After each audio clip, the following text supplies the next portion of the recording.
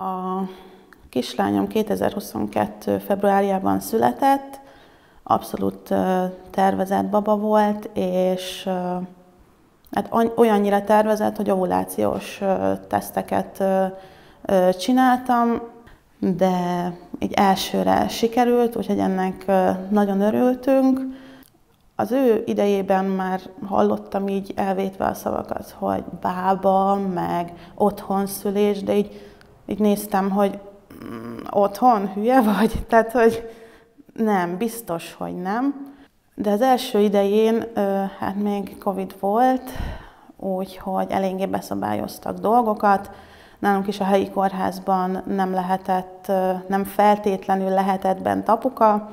A szülészeti osztályt átköltöztették egy másik épületbe, pár emelettel föntebb, és hallomásból úgy lehetett tudni, hogy csak akkor lehet bent apuka, ha másik szülés éppen nincsen, mert 2 személyes a szülőszoba.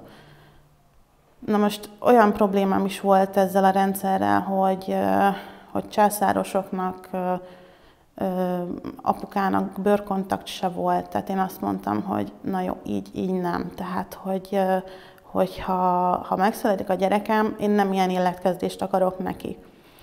Úgyhogy a megyén belül van egy másik kórház, egy ilyen 80-90 kilométerre innen, és nagyon-nagyon sok jót hallottam róla, hogy innen tőlünk oda átmentek szülni, meg alapvetően másik irányból, akik hozzátartoztak, azok is nagyon dicsérték, és 36. héttől már a CTG-ket már ott jártam. Hát akkor kocsi, jogsi, ilyesmi nem volt, úgyhogy családilag egy fél délelőttöt minden héten, legalább egyet ott töltöttünk.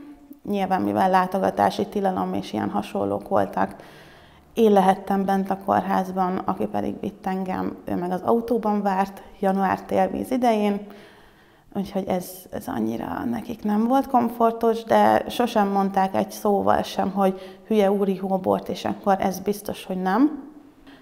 Csak aztán betöltöttem a kerek 47-et egy hétfői napon, és azt mondta ott az orvos, akivel a CTG után beszéltem, hogy jó, holnap oxitocinos terhelésre szülőszobán tessék megjelenni egész pakkal.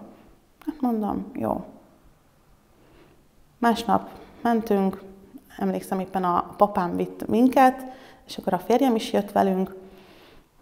Nem történt úgy kifejezetten semmi, jó lett az eredmény, de azt mondták, hogy mivel betöltött 47, a babának van egy vesemedence tágulata, meg kevesebb a magzatvíz, de egyébként egyáltalán nem volt kóros, tehát igazából nyilván a civileket tök jól lehet ezzel riogatni.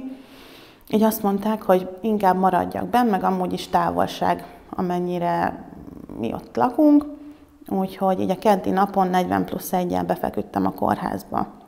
Csütörtökön este már tudtam előre, hogy megpróbálnak indítani, ott kaptam egy Prostin tablettát, most akkor még teljesen zárt mészájjal voltam, úgyhogy hát azért nyilván nem a legkellemesebb élményem volt a kórházban töltött idő alatt, és másnap reggel, pénteken, amikor megvizsgált az orvos, akkor azt mondta, hogy hát itt még nagyon semmi, és nem tudom, membránsöprésnek, vagy hogy hívják ezt a dolgot, de így körbe matatott, ami hát ilyen kapaszkodós művelet volt részemről, és hát vártuk a csodát, hogy hát ettől lesz valami.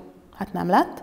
Szombaton este kaptam még egy tablettát, és én addigra ugye távol a családtól, látogatási tilalom idején ott már, hát mondjuk úgy, hogy egy kicsit ki voltam, és már azt akartam, hogy jó, csak menjünk már haza, mert nekem ez oké, hogy kedves volt mindenki, de azért csak egy kórházról beszélünk, és én ott már én javasoltam az orvosnak, hogyha ez nem sikerül, akkor legyen ebből műtét, és mindenkinek jobb lesz. És akkor helyeselt, hogy igen, ők is ezt gondolták a kollégáival.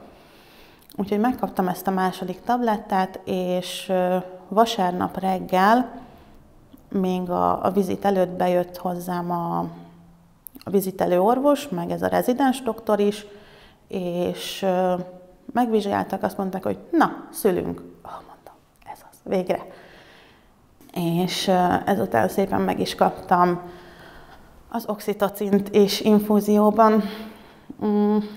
Ez volt 7 óra 20-kor, mert emlékszem, hogy rá is írták így a karomra, hogy mikor kaptam meg.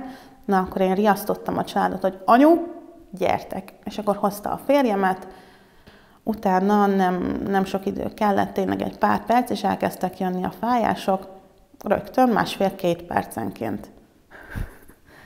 És hál' Istennek ez teljesen bírható volt, tehát nem volt az a megkapaszkodós, belehalok fájdalom, úgy egészen sokáig. Aztán 9:40-kor megérkezett a férjem.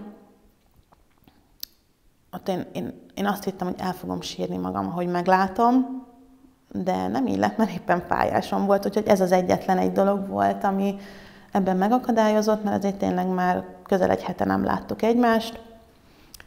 És akkor onnantól kezdve, hát ő is beöltözve, maszk, meg minden, tehát nagyon, nagyon privát volt az egész, meg intim.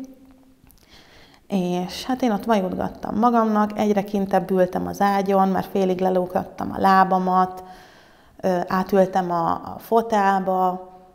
Ugye az egész vajudás közben ugye be volt állítva, hogy emelkedjen a cseppszáma az oxitocinnak, úgyhogy egy idő után már tényleg, hát ugye 2/3 egészen bírható volt. Mondtam is a férjemnek, figyelj, ha ez végig így lesz, akkor ez tök jó, akkor én ezt kisújból kirázom.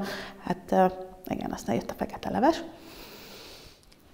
Aztán egyszer bejött a szülésznő, megnézett, és akkor mondta, hogy jó, hogyha majd érzek ilyen kakilási inget, akkor majd szóljak. És akkor én így megálltam, mondom, valami olyasmi, mintha már úgy kezdene lenni. Jó, feküdjek csak föl, megnéz. 7 centire voltam nyitva, tehát azt mondta, hogy ha már itt kezdődnek a tolók, akkor az instant zuhany, úgyhogy lehet kifele vonulni a zuhanyba. És nagyon jó is volt ez a javaslat. Szerintem egy 3-4-5 fájást lehettünk csak kint. A szülésznő azt mondta, hogy nagyon jó, akkor hozza a szülős papucsát. Én meg feküdjek föl.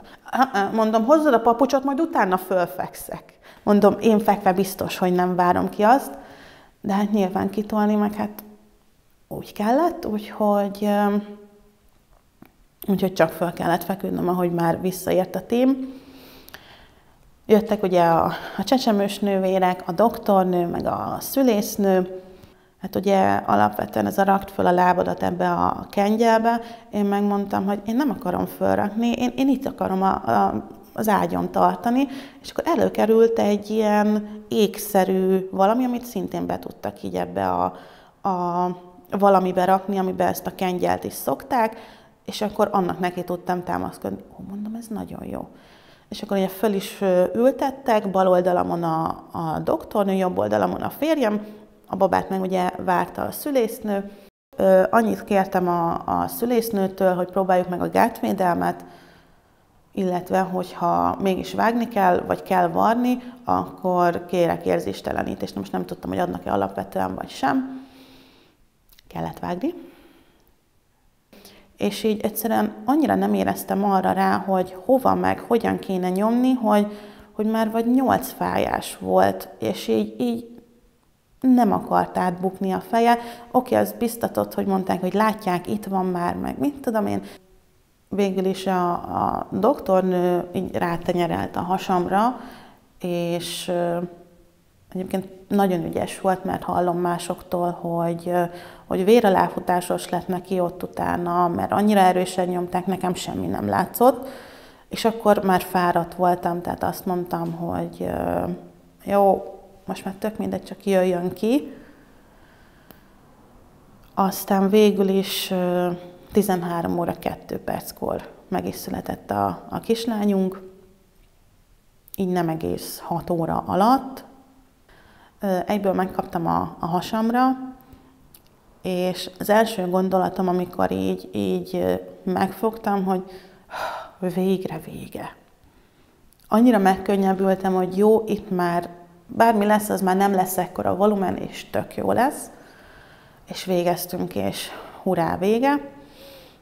Aztán, amikor elkezdtek összeölteni, azért csak kapaszkodtam egy kicsit, mert hát belül is öltöttek, meg kívül is.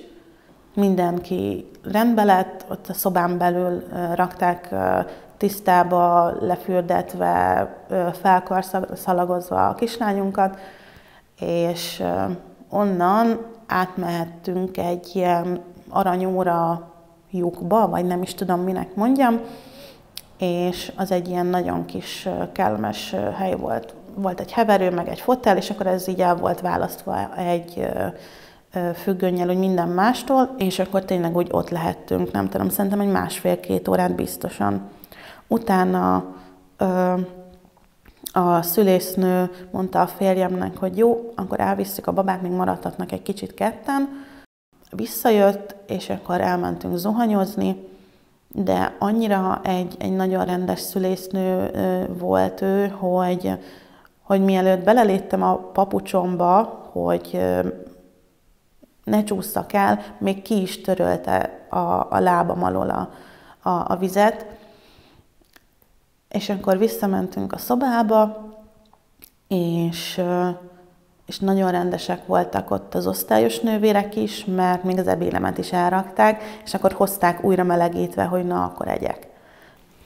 A gyerekeink között nagyjából 2 év korkülönbséget terveztünk, úgyhogy mivel 21 májusban fogant meg a kislányunk, úgy voltunk vele, hogy akkor 23 májusában akkor rástartolunk arra, hogy legyen kistesó.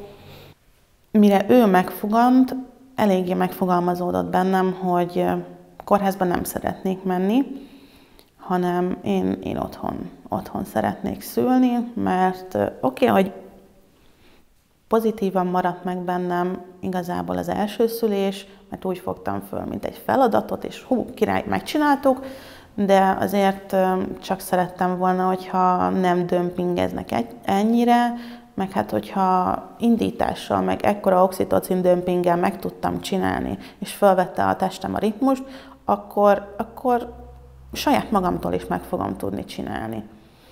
A férjem akkor még így nagyon-nagyon szkeptikus volt, és nem feltétlenül támogatta a dolgot, mert tényleg mi van akkor, ha szükség van, és akkor nincsen műtőnk, meg tényleg. És mondtam, hogy nyugi. Mondom, ez és ez és ez.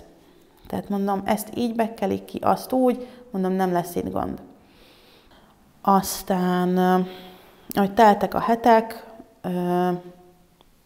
ugye megkötöttük a szerződést is a bábapraxissal, és megtudtuk, hogy kisfiú érkezik. Na most én világéletemben úgy képzeltem el, hogy 2 kislányom lesz, úgyhogy nem érintett jól a dolog, maradjunk ennyiben.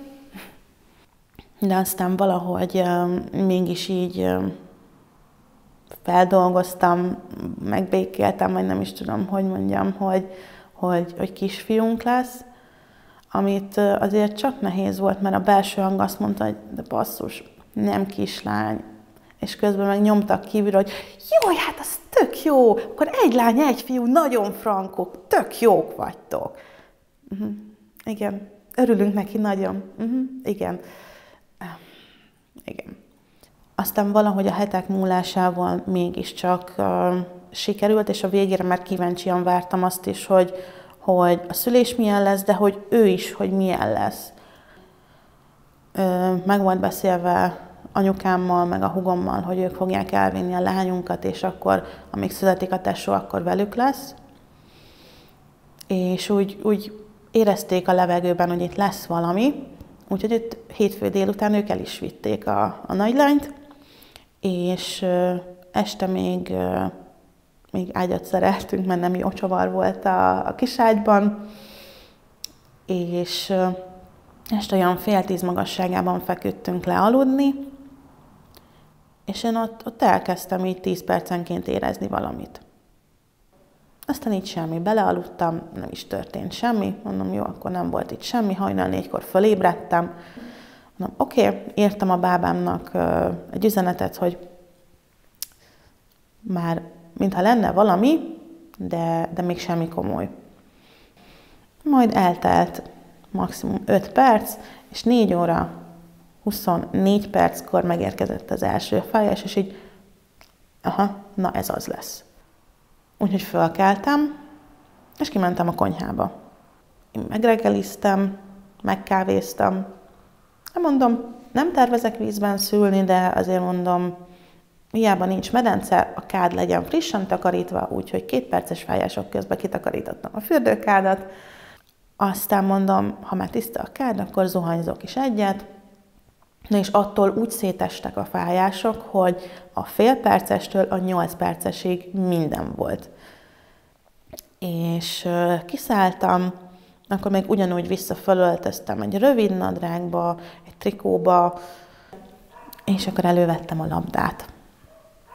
Ringatóztam, és akkor jött egy fájás, és én ilyet még senkitől nem hallottam, de én vigyorogtam, folytak a könnyeim, és közben ott volt a fájás. Tehát, hogy nem is értettem, hogy ennyire vegyesen, egymás ellentétesen, hogy lehet különböző érzéseket és érzeteket megélni. Úgyhogy az egy ilyen nagyon szép pontja volt egyébként a vajúdásnak. Aztán már nem esett jól a labdán ülni, úgyhogy letérdeltem és úgy hajoltam rá, és egy idő után bejött a férjem, és akkor szólt hozzám, kérdezett valamit, és akkor így roppant mód nem volt kedvem válaszolni, és így fölkapcsolt az a kis lámpa, hogy jó, akkor most hívom a bábát, hogy figyelj, rohadtul nehezen kommunikálok már, és nincsen kedvem kommunikálni, úgyhogy szerintem most már jöjjetek. És akkor már kapaszkodósak voltak elég rendesen a fájások, és valahogy az ajtófélfákat találtam meg, és így szembeálltam egy fájás alatt így a félfával, és enyhe terpezben volt kényelmes ezeket viselni, és annyira jó volt, mert az egyik bábám jött, és simogatta végig a hátamat, meg a derekamat. És így egyszer csak az egyik fájásnál így megkérdezte utána, hogy neked itt már nyomnod kellett? Én meg így nem tudom. És akkor mondtam, hogy jó, akkor nézzetek már meg, hogy áll a helyzet, és annyi, hogy egy pici perem volt már csak. De mivel úgy kezdődött a finish, így már nem is álltam föl vissza, hanem az ágyra ráborulva, előtte térdelve folytattuk a dolgokat, és olyan jó volt, mert masszírozták végig a derekamat olajokkal, ha kellett, akkor megtöröltek, akkor egyszer megszólaltam, hogy melegem van, akkor mentek, hogy nyissák az ablakot, de mondom, nem kell. Mert hát féltem, hogy kihallatszik délelőtt, akkor megfogta a bábám a, nem tudom, lepedőt, és elkezdett vele legyezni. Mondom, nem, hagyjad. Tehát így tényleg annyira bíztattak végig, hogy eszembe se jutott nem kitartani, pedig aztán ott amikor már tényleg csúcsponton feszített, én azt mondtam, hogy itt kész, én itt szétszakadtam. Azt, amikor ott átbukott így a feje, akkor így mondtam is nekik, hogy szerintem én kész kampec, mert nem tudtam, hogy tényleg a gátmetszésnek a helye mennyire bírja. És megnyugtattak, mert azt mondták, hogy nem látnak vért. Mondom, jó, akkor jó. az volt a vicces, hogy mondták, hogy na itt majd most meg fog repedni a burok, úgyhogy ne lepődjek meg. Hát a burok nem repett meg, mert így rajta volt a babának a fején, de meg volt egy kicsit lyukadva, és a haja kilógott. Úgyhogy ott segítettek egy picit így ezt a burkot így lehámozni ott a fejéről, és aztán megszületett 9 óra 26-kor, nem egészen egy órával azután, hogy hívtam őket, hogy gyertek.